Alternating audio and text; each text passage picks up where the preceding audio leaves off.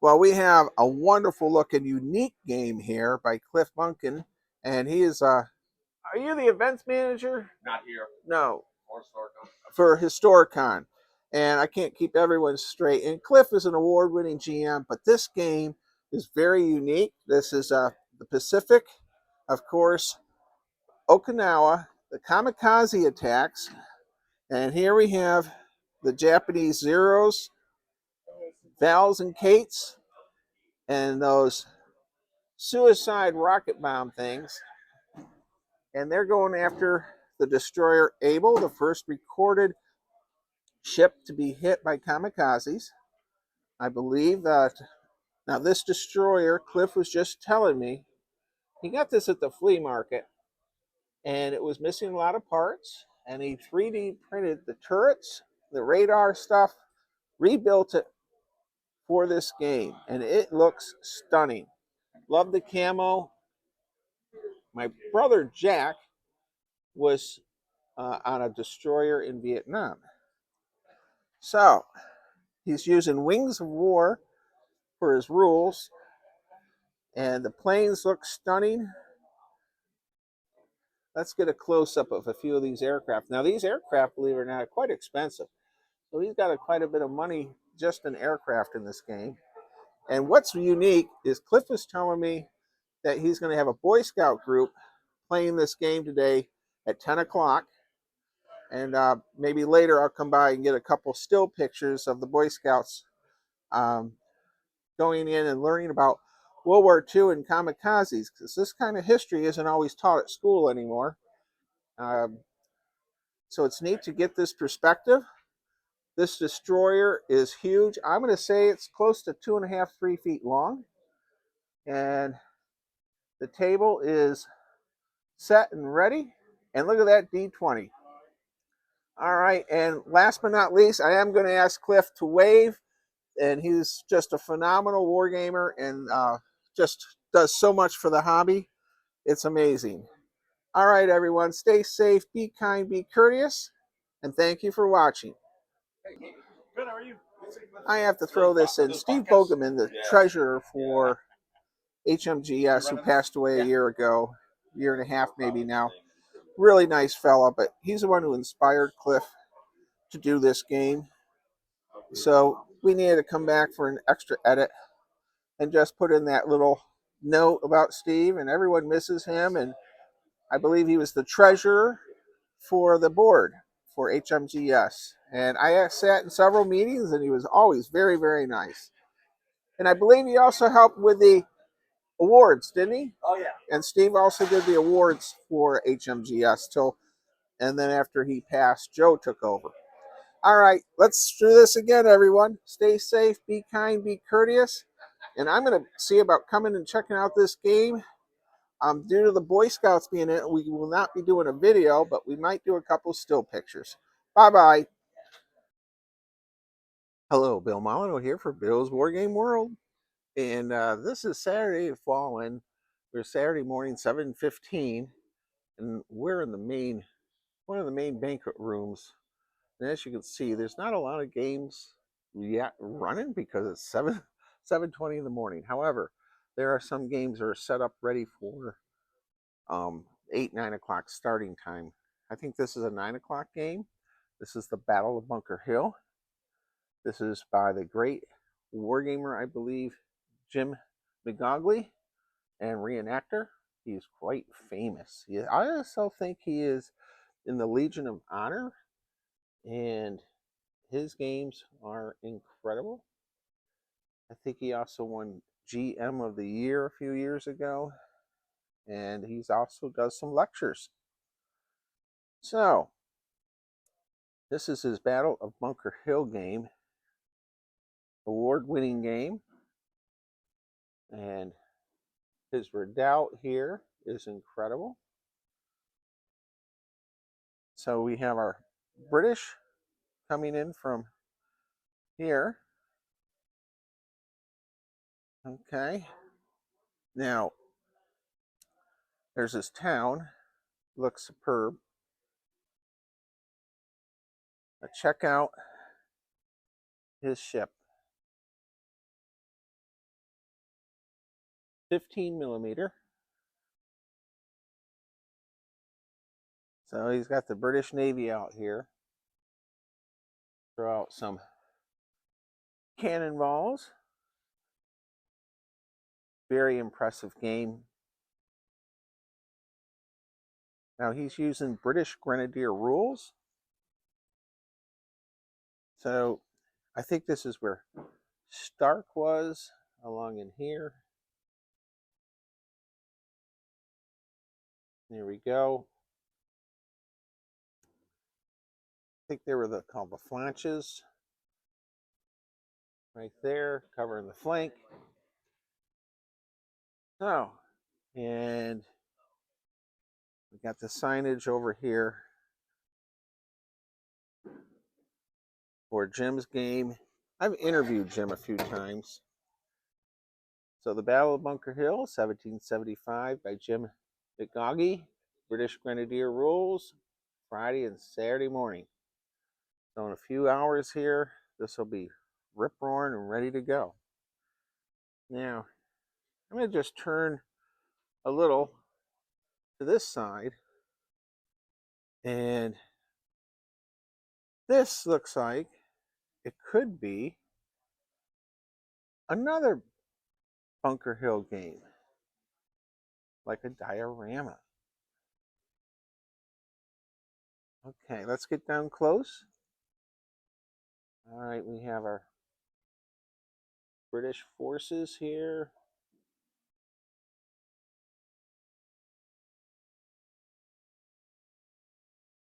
Okay, this Bunker Hill game is Thrust of the Bayonet, Saturday morning. Pretty much the same layout as Jim's, and beautiful board. You'll notice that this board is pick this up and move it, and it folds up, I think.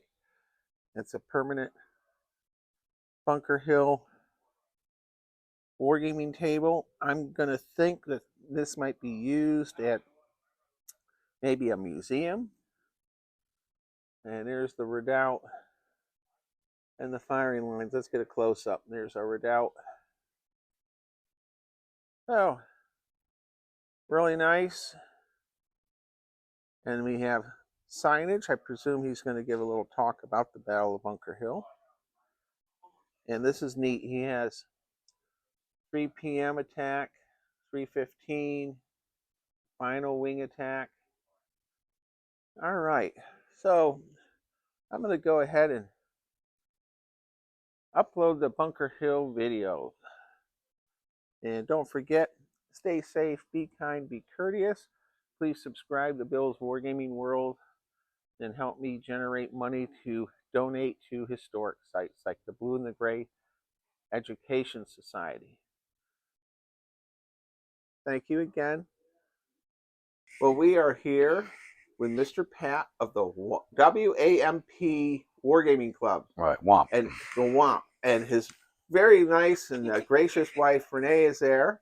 So can you take it away? What's the WAMP stand for, and what do you got going on? We are the Metropolitan, or excuse me, Wargaming Association of Metropolitan Philadelphia. I'm a little hungover, guys. I apologize, all right? May not be my best TV hit. Today we're doing picks, all right? The end of Pictavia.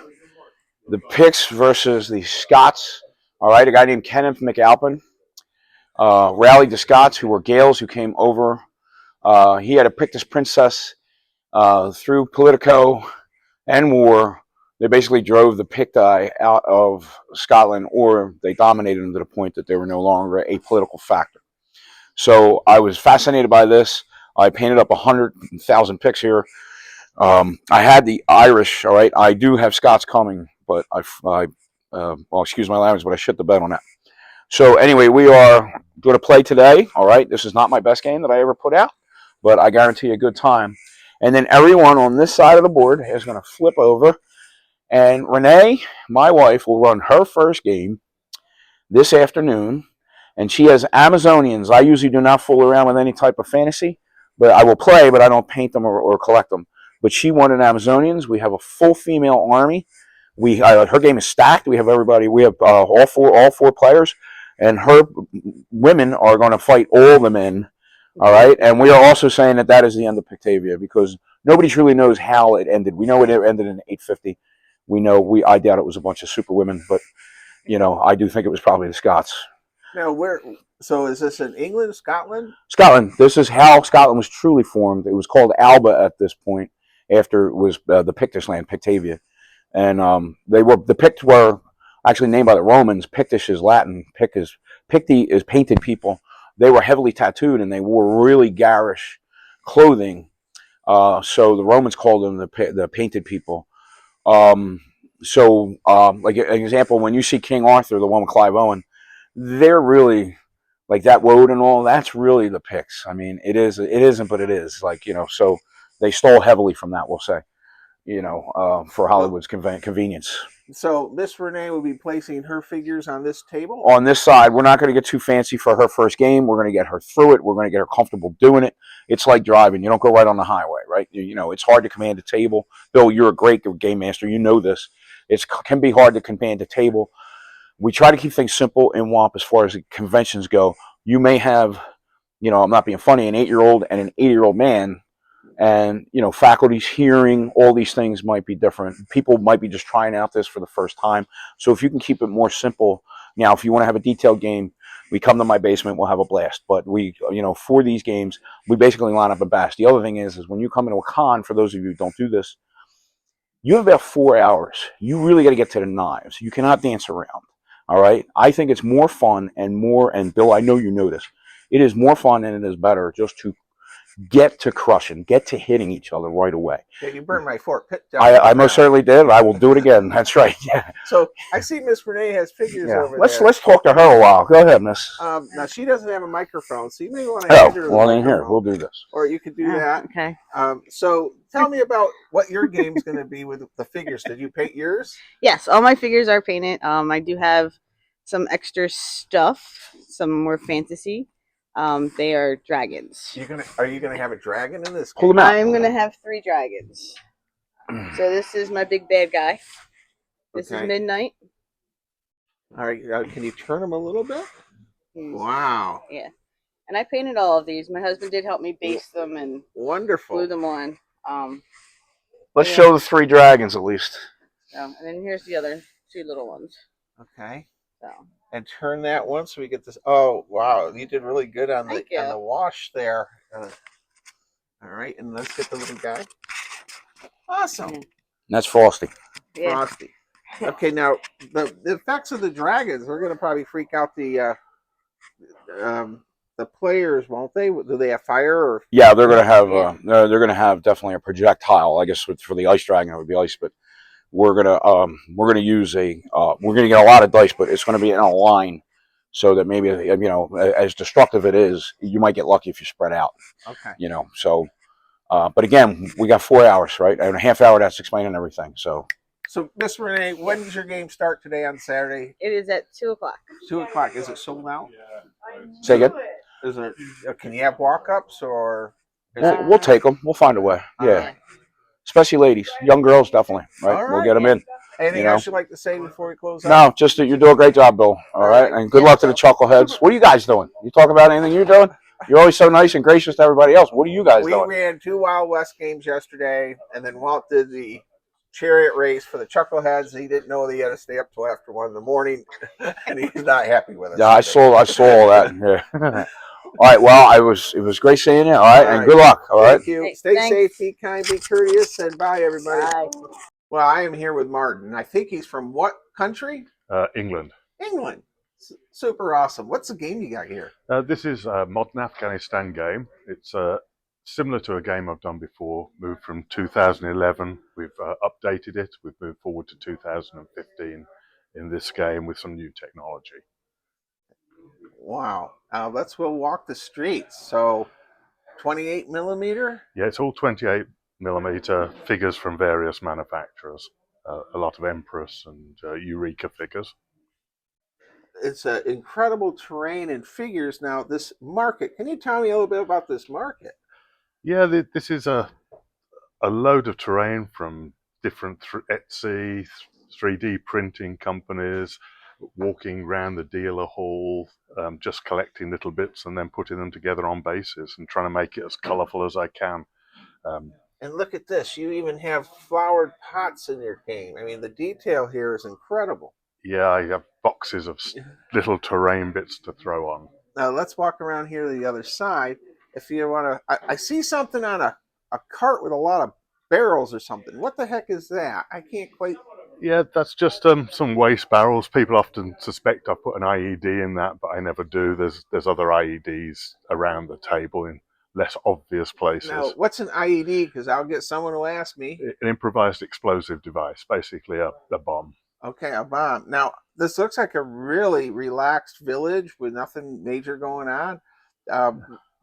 It doesn't look like there's any kind of violence happening here. Yeah, this is early morning. The mosque has just let out from morning prayers. The market's just opened up, and there's not been much trouble for the past month.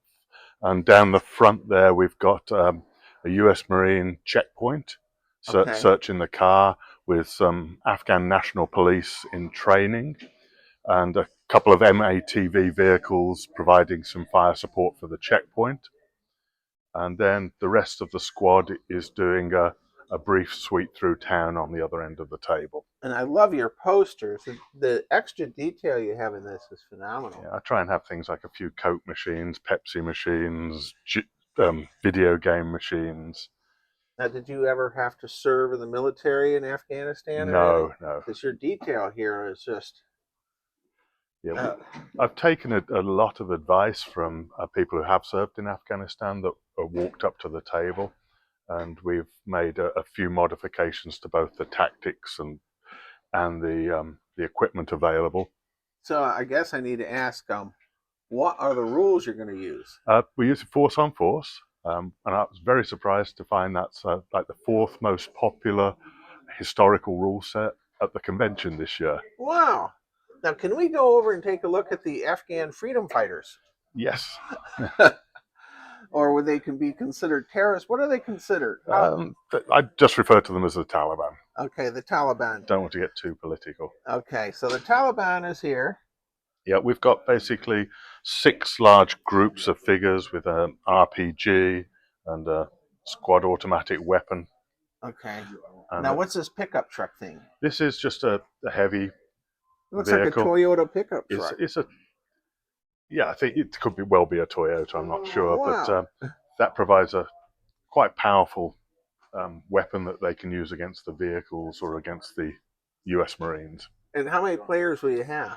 I'm going very light this convention. We're running the game twice, and we're just going for 4 players to have a lot more intimate setting. I put on a little bigger game at Historicon, and it's nice just to have a more relaxing convention. Yeah, I remember your Historicon game. That thing was huge. Yeah, it was. All right. Is there anything else you'd like to say? I'm gonna zoom in on your town here from this direction. It looks like a museum diorama. The amount of time and energy you put into this. I'm gonna focus back on you. How do you like to close this out? Well, just welcome anyone down who wants to come and play this game. I normally run a force on force at least one convention a year, and it's a fun game. The rules you can pick up very easily. So if you haven't tried it and you're into moderns, come down and give it a go at one of these conventions. All right. Well, thank you very much for the interview. I know you're an award-winning GM, and you had a phenomenal game at Historicon. Stay safe, be kind, be courteous, everyone, and thank you for watching. Well, I am here with Tom, and he is in the wargaming group, the WAMP, and they are out of Philadelphia, Delaware, New Jersey area. Is that right? Yes, correct. All right. And you have a stunning game here. Can you take it away and tell me what's going on? Sure. So this is Bolt Action version 3. This is the battle for La Fiere Bridge, so D-Day. The scenario here is the 82nd Airborne has dug in and is defending La Fiere Bridge from German counterattack. I'm using, again, Bolt Action version 3. Here you see the American forces. The figures are mostly Warlord miniatures. There are some 3D print garrison miniatures in there as well. Americans on this side, Germans on that side. There's about 18 aura dice per side. with some hidden deployments, some hidden ambushes, some surprises for both sides in the mix for the game. Okay. I've run this about 6 times in playtesting, and so far the Germans have won it 4 times, the Americans twice. So we'll see how it goes today. All right, and here's your German troops. There's an Obel Blitz, and boy, your figures look stunning. I Thank see you. you got your leaders marked with green. Yeah, the special guns are in the gray bases, and there's 5 riflemen per squad, 2 ARs, 1 LMG, and then 1 submachine gun per 10-man squad for the Germans. They have an 88, which is key to their strategy if they use it right. Okay. And then 3 old French tanks, which are not very good, but it's the only armor on the table, so it gives them a slight advantage if they use it correctly. So we got the French tanks are really cool. You know, the early war stuff, and then some of it was kept on. It's neat to see it on a table like this. They're actually surprisingly tough. They're armored all around, so they're hard to take down with the guns that the Americans have available to them. So if the Germans are aggressive, they can do a lot with them. What's I am not familiar with this half track. That's the SDKFZ 7. It's the tow for the 88. Okay. It counts as a light skinned tow for that, but it's the tow around the 88 if they want to. Very, very nice setup. And can you tell us? I'm going to swing around a little bit. Sure. I want to hit these buildings. Are your buildings 3D printed or are they styrofoam? They're all 3D printed. Yes. I can't remember the manufacturer off the top of my head. But I was looking for Fiere bridge specific scenario, and this is what I found online. Well, they're really nice. They're all FDM. Now, did you have to paint them? I did paint them, yes. Okay. Yeah, everything's either painted by me or built by me on the table. Now, in your game, can the figures like hop in these buildings, or they can go in, but the moves don't come off, unfortunately, because it's a pretty solid structure. Okay. But we have a way to kind of mitigate that for the game. And how many players you got in this time? I'll have 6, 3 each side. 3 each side. Yep. And will you run this once or twice today? Just once today. I ran at Barrage twice, but today it's only 1 time. All right. And Barrage is a great event held by the Hawks. And boy, the WAMP Wargaming group has got a lot of tables here and a lot of publicity. And anything else you'd like to say before we say goodbye? That's my first time running at Fall In. I'm excited to be here, and hope all players have a great time. And thanks for the interview. All right. Well, stay safe, be kind, be courteous, everyone. And don't forget to subscribe. Bye-bye, everyone. Well, I'm here with Greg, and he's representing the Hawks today, the Great Hawks Wargaming Group. What does the Hawks stand for? Oh, so Hawks stands for Hartford Area Weekly Kriegsspieler. So in German, it means wargamers. Okay. So you have your acronym right there. Sometimes it's a bit of a mouthful, but hey, if you're looking for the Hawks room, that's where we are. That's where we are. Can you take me around the room and show me the games you guys? Sure. We're going to start here with one of Eric Schlegel's Schlegel Fiere game. They're award-winning and always a crowd pleaser. This one is going to be Armistice Day comes to Schlegel's Fiere, and it looks like the Matt Smith Doctor and Amy Pond are going to make an appearance. And we got the famous award-winning GM. There he is, Mr. Eric himself. Now, what's a U-boat doing over there? Is that a U-boat? And the made an alliance with the Germans. Wow. So you're going to have a U-boat show up in Schlegel Fiere. And Schlegel Fiere is crossing the Susquehanna River, correct? I think so. I think that Bush River. Okay. Wow. Well, Eric, your games are always incredible. All right, where are you taking me to next, Greg? Okay, I think we're going to go. I'm not sure what's on this table. Looks like Waterloo or Napoleon. Oh, Lego Napoleon. And here we have Paul Castor, famous wargamer from Towanda, Pennsylvania. And over 30 years ago, Paul and I wargamed together. Gosh, time sure flies, doesn't it? Yeah, you know, the day over. I'm just little. This is the Battle of Maida. Okay. It's in Catalonia, Spain. It's a very low density battle, and so we're hoping to get it in under 4 hours. Okay, and you're using Lego figures. Yeah. Very nice. All right, Paul. It's great to see you. It brings back. I remember watching the election in '92 at your house. Yeah. All right, let's continue. We met, in '92, and here we are 33 years later. Gosh. All right, let's see. Where are we going to next, Greg? Just check out. I'm not sure what game's being played, but it looks like an interesting Middle East board up here. Okay. Looks like a lot of miniature building authority buildings. All right, and some craters and. Very nice. And this is probably going off in a couple hours. He hasn't put the figures out. Yeah, probably. And what do we have across? I see the famous award-winning GM Duncan himself. Looks like a World War I board. Are you telling me I want to work? Look at those artillery pieces. And so Duncan is here working diligently, and we don't want to disturb him and irritate him, but I presume he's got to get this game off soon. And his World War I games are phenomenal. Which way now, Greg? I guess we're going down here to check out the Wars of Oz Winter Board. War of Oz Winter War. Okay. Well, can you tell me a little bit about the War of Oz?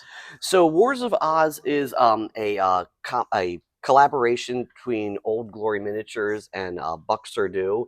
It's a, I like to call it Nap apocalypse or Napoleonic apocalypse, where our world was blown up in a future war and the survivors were mutated and have discovered the books of Frank Baum and built their new society accordingly based on the factions in the book. So they're not actually Oz, it's people who think they're from Oz, and hilarity ensues. So there's all the different factions you remember, and if you remember the scene in Munchkin Land where the Napoleonic soldiers are walking, that was Russ from Old Glory's inspiration for the game, and it's kind of just spiraled from there to every minute faction you can remember from the books. All right, now I'm looking across here. This is a stunning looking snow type battle, and this is actually nice. some of my terrain in here. Really? So, yeah, so the hills and the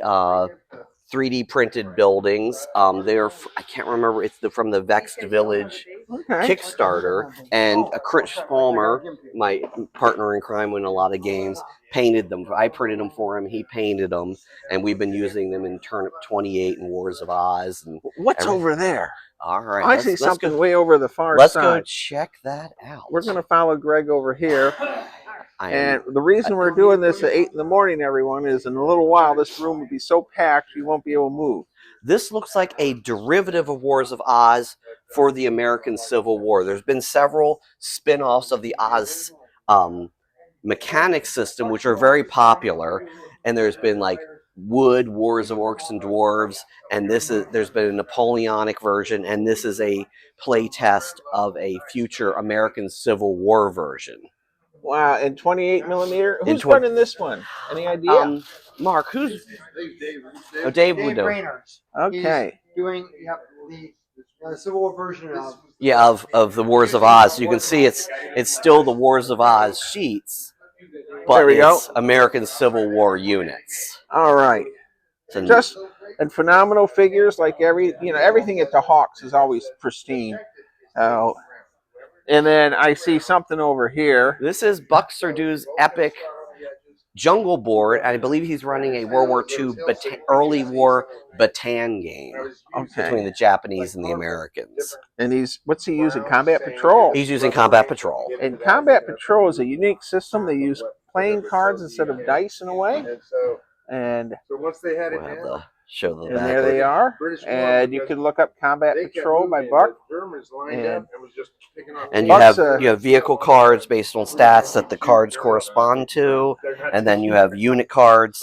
It's a very, very flexible system. Can run anything in the Black Powder era up through Star Wars and whatever else. We've used it for almost everything. Very nice. And then over here we have some Stuarts. 3D printed Stuart tanks that Buck made. Okay, and the Stuarts here, my Uncle Richard drove a Stuart tank. All right, we'll get out of Buck's way because he's getting ready to run this game, but it is a phenomenal looking table. And it's neat to see early war. I see so many World War II late war games that everyone wants to drive a Tiger tank. You can even see the period correct American troops. And they're wearing the doughboy helmets, right? Yep. I think this was a commission that several of the Hawks were involved with to get those figures produced. And the half track is really neat. All Just right, phenomenal. now I see a table over there. So Whose table is that? That's also one of Buck's tables. The A one cowboy, the cowboy table. Let's head over. Okay.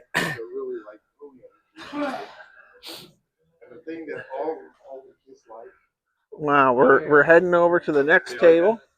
Buck is such a famous GM, by the way. I had to stop and hit the tanks, Greg. Oh, no problem. We're good. All right. All right. I was distracted by Buck's tanks. It's easy to get distracted by the tanks. The camo patterns. What's going on here? This is another one of Buck's tables. He did 2 tables for everyone's use, and it's gotten heavy use this convention.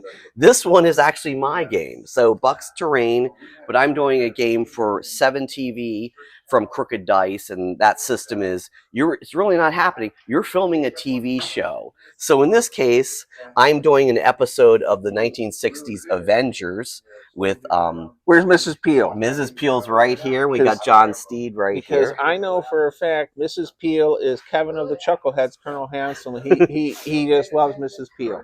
So all right, take me around the town a little bit. So what happens is this is an abandoned theme park outside of London, the Old West, and they've taken the novelty train ride in to see some ne'er-do-well happenings going on. So evil secret agents are evil secret agents, Russian agents dressed as Wild West civilians are doing some nefarious deeds within the town, and the Avengers and the British intelligence are coming in. Wow. To figure out what's going on. It uses the 7TV system. It is a pretty fast moving, generally doesn't take the whole time slot, but it's a fun, very tropey, very cinematic. And what are the Avengers? Because I had a game I did a video of called about Gilligan's Island, and I had a lot of people say, what is Gilligan's Island? So the Avengers, it has several permutations, but it's a 1960s British TV show, kind of capitalizing on James Bond craze, but it's a British intelligence agency, and the main characters are John Steed, and then we see played by Patrick McNean, and we see with a bowler hat and an umbrella, and the most famous companion was Emma Peel, played by the immortal Diana Rigg. All right. I think we hit everything. How would you like to close this out, Greg? So if you're here at Fall in Lancaster at the Wyndham Host, please come by the Hawks Room. A lot of games are selling out quickly, but they're still fun to be had, and I'm sure you can get in the game. Please do. And your next convention will be Cold Wars? Cold Wars, and the Hawks will be there. We're already planning what to do. There might be a full push in the medieval direction with Buck and I. We're going to bring out our medieval terrain. Well, before I do my closing, Colonel Sokolowski retired. He actually served with, I think it's Don here, of the Hawks together in the military, and now Wade Sokolowski is in charge of the Blue and the Gray Education Society, and that's what this video is helping to support. So it's sort of neat how things are intertwined. And look at that. There's a famous GM. And Cold Barrage is on March 20th and 21st if you want to go to that. All right. Yes, definitely come out the barrage. Come out the barrage. All right. Thank you, everyone. Stay safe, be kind, be courteous, and bye-bye.